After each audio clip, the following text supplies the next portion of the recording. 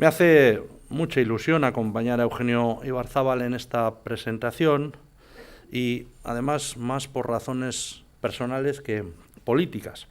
Juan Ajuriaguerra fue en mi infancia y en mi juventud uno de esos personajes míticos.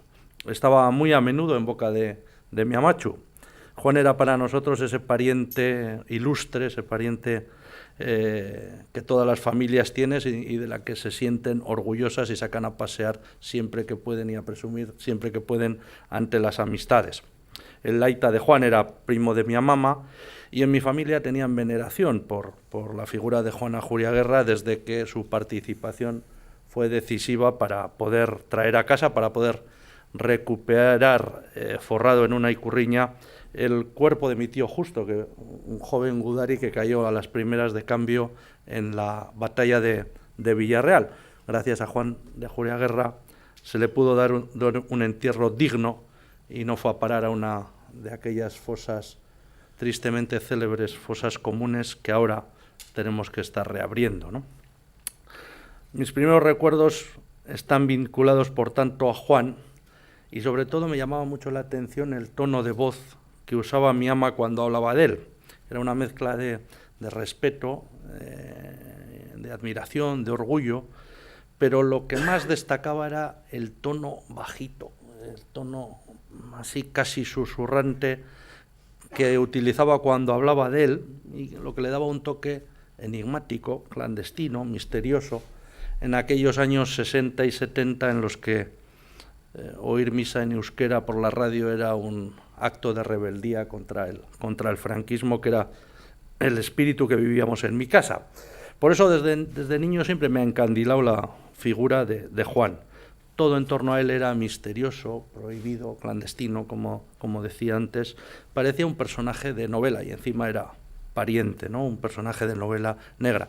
Luego tuve la suerte de conocerle en persona. Vino a nuestra zona allá por el 77 y dio un mitin en el frontón de Gallarta y el héroe se hizo carne. Y bueno, la verdad es que descubrimos pues, que había cosas que no eran su fuerte. Por ejemplo, hablar en público, la oratoria no era lo suyo. Pero, sin embargo,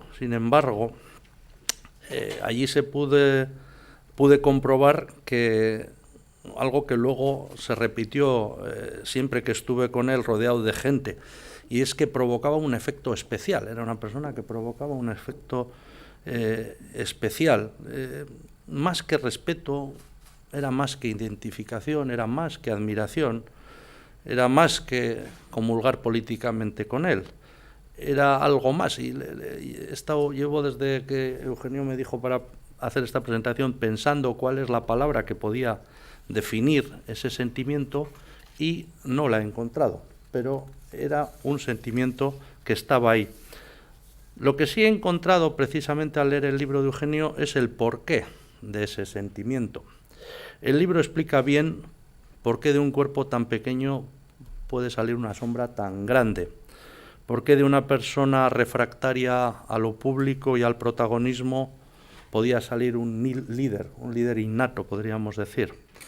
En aquellos primeros años de la transición se usaban muchos seudónimos sobre él: Don Juan, siempre que estaba el delante, el jefe, el pequeño gran hombre, pero ya me gusta el que ha utilizado Eugenio para su libro, el hermano mayor.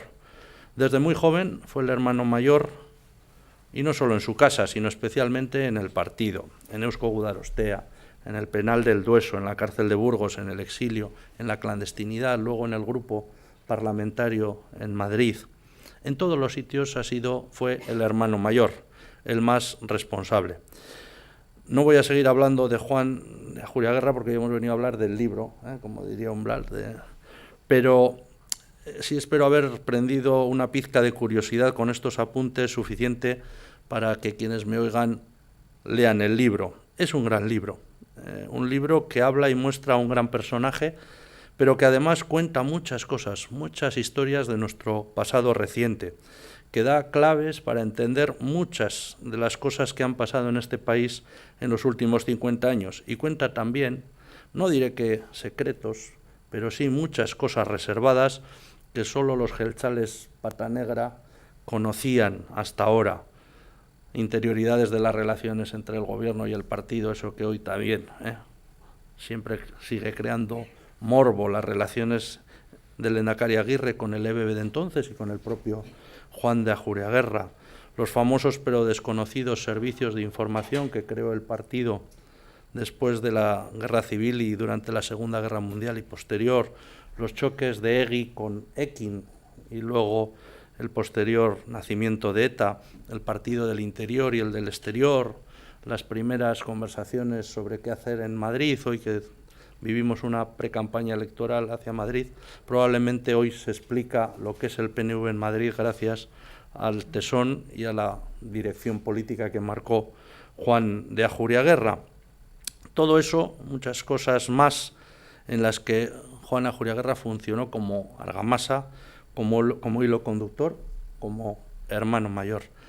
Pero os dejo con el autor del libro, que seguro mejor que yo va a explicar la figura y también los sentimientos que a él le ha provocado conocer por dentro a un personaje relevante que probablemente, y lo reconozco como presidente del PNV, empezando por el PNV, no le hemos hecho justicia todavía en este país.